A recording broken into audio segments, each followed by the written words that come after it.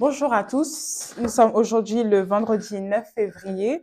J'espère que vous avez passé une excellente semaine et aujourd'hui nous nous retrouvons pour une autre leçon des cieux ouverts qui a pour thème le travail conduit à la moisson. Le travail conduit à la moisson. Avant de commencer, bien sûr, nous allons prier. Père éternel, prends tout à contrôle de cette leçon, je te prie. Saint-Esprit, viens nous enseigner toi-même au nom de Jésus. Et je prie, Seigneur Dieu, que après cette leçon naisse en nous un nouveau désir de travailler pour le royaume de Dieu, travailler pour le royaume des cieux, travailler pour le gain des âmes, afin d'en moissonner beaucoup pour ta gloire. Au nom de Jésus, nous avons prié. Amen. Alors, notre verset de mémoire est tiré de Matthieu 9, 37, Matthieu 9, 37, qui dit: Alors il dit à ses disciples, la moisson est grande, mais il y a peu d'ouvriers. On connaît tous ce verset populaire qui fait référence au fait qu'il y a encore beaucoup d'âmes à gagner, beaucoup de personnes qui doivent encore être sauvées. Mais les ouvriers qui sont prêts à mettre la main à la pâte, comme disent les Français, les ouvriers qui sont prêts à œuvrer pour s'assurer que ces âmes soient gagnées, ces personnes soient sauvées, sont très peu. Pour continuer, le passage biblique est tiré de Matthieu 9, 36 à 38. Matthieu 9, 36 à 38, et je lis. À la vue des foules, il fut rempli de compassion pour elles, car elles étaient blessées et abattues, comme des brebis qui n'ont pas de berger. Alors il dit à ses disciples, la moisson est grande, mais il y a peu d'ouvriers. Priez donc le maître de la moisson d'envoyer des ouvriers dans sa moisson. Amen. Qu'est-ce que nous apprenons de ce passage biblique? C'est que par la prière, on peut amener des gens à désirer œuvrer pour le royaume des cieux, désirer que les âmes qui ne sont pas encore sauvées viennent à la connaissance de Jésus et soient sauvées.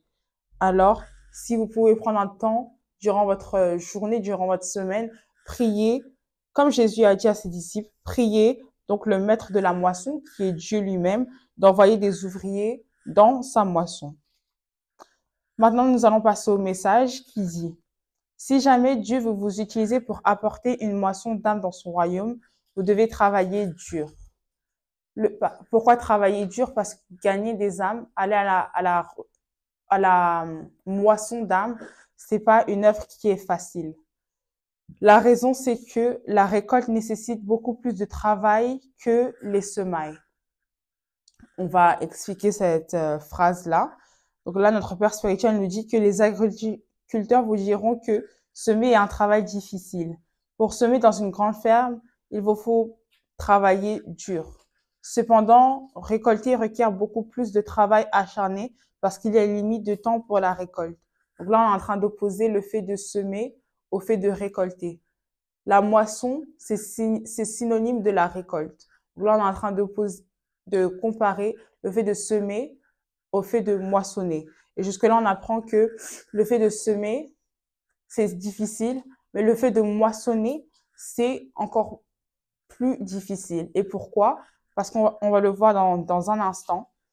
Si vous ne récoltez pas dans les délais, les fruits pourriront. Donc, il y a des conditions qui viennent avec la récolte. La récolte vient avec un temps imparti, un délai. Lorsque vous récoltez en hiver, plutôt que de semer en hiver, vous n'êtes pas dans les temps. Les agriculteurs s'y connaissent beaucoup mieux que moi, mais il y a un délai pour récolter avant que les fruits ne pourrissent. La moisson d'âme, si on parle plus spirituel cette fois-ci et qu'on laisse un peu plus l'agriculture, la moisson d'âme que Dieu a préparée dans ce réveil de la fin des temps est grande et nous avons peu de temps. Donc là, pareil, même au niveau spirituel, la récolte est soumise à un délai. Actuellement, nous sommes dans la fin des temps. Comme nous l'apprenons dans la Bible, le retour de Jésus-Christ est proche. Et donc, il y a un délai pour récolter ces âmes avant que Jésus ne revienne. Je prie que Dieu nous donne la grâce de faire la moisson au nom de Jésus. Quand Pierre a jeté son filet dans la mer dans Luc 5, 1 à 10, Luc 5, 1 à 10, que je vais lire très rapidement, il l'a fait seul sans aide. Mais quand la moisson est arrivée, il s'est rendu compte qu'il avait besoin de beaucoup plus d'efforts pour la faire entrer. Est-ce que vous êtes avec moi? Luc 5 à 10. La Bible dit, un jour, Jésus se trouvait au bord du lac de Génézareth et la foule se pressait autour de lui pour entendre la parole de Dieu. Il vit au bord du lac 2 barques. Les pêcheurs en étaient descendus pour laver leurs filets. Il monta dans l'une de ces barques qui appartenait à Simon et il le pria de s'éloigner un peu du rivage. Puis il s'assit en parlant de Jésus. Et de la barque, il enseignait la foule. Quand il eut fini de parler, il dit à Simon, avance là où l'eau est profonde et jetez vos filets pour pêcher. Simon lui répondit, Maître, nous avons travaillé toute la nuit sans rien prendre, mais sur ta parole, je jetterai les filets. Ils les jetèrent et prirent une grande quantité de poissons, et leurs filets se déchiraient. Ils firent signe à leurs compagnons qui étaient dans l'autre barque de venir les aider. Ils vinrent et remplirent les 2 barques au point qu'elles s'enfonçaient. Quand il vit cela, Simon-Pierre tomba aux genoux de Jésus et dit, Seigneur, éloigne-toi de moi parce que je suis un homme pécheur. En effet, lui et tous ceux qui étaient avec lui étaient remplis de frayeur à cause de la pêche qu'ils avaient faite. Ils en allaient de même pour Jacques et Jean, les fils de Zébédée, les associés de Simon. Jésus dit à Simon, n'aie pas peur, désormais tu seras pêcheur d'hommes. Qu'est-ce qu'on apprend de ce passage biblique? C'est que Simon, qui était un pêcheur dans la Bible, avait pêché des poissons ou avait cherché à pêcher des poissons tout au long de la journée, mais il n'en a récolté aucun. Mais lorsque Jésus monta dans sa barque et que Jésus lui donna l'instruction, bien qu'au début il était réticent, en disant, Seigneur, nous avons fait cela toute la journée, je vois pas pourquoi on va avoir un résultat différent. Mais le résultat différent, c'est Jésus dans la barque. Et donc, Jésus lui a dit, maintenant que je suis là, jette ton filet. Et de là, ils ont récolté de nombreux poissons, au point qu'ils étaient même effrayés, au point que leur filet allait se déchirer. Donc, lorsque Pierre a jeté son filet dans la mer, il l'a fait seul sans aide. Mais quand la moisson est arrivée, il s'est rendu compte qu'il avait besoin de beaucoup plus d'efforts pour la faire entrer. C'est là qu'il a appelé ses compagnons pêcheurs pour l'aider. Proverbe 12, 27 dit que l'homme paresseux ne retirera pas la viande qu'il a attrapée à la chasse. Qu'est-ce que cela signifie? Il faut beaucoup de travail pour chasser et beaucoup plus pour préparer ce qui a été chassé afin qu'il ne pourrisse pas. Dieu ne va pas gaspiller son onction sur un homme qui gagnera des âmes sans leur faire un suivi. Qu'est-ce qu'on entend par un suivi? Gagner des âmes, c'est un travail plus facile que de faire le suivi des nouveaux convertis jusqu'à ce qu'ils deviennent matures en Christ. C'est pourquoi certaines personnes préfèrent le travail de l'évangéliste, nous dit notre père spirituel, à celui d'un pasteur. L'évangéliste monte sur un podium, prêche l'évangile du salut, fait un appel au salut et part par la suite.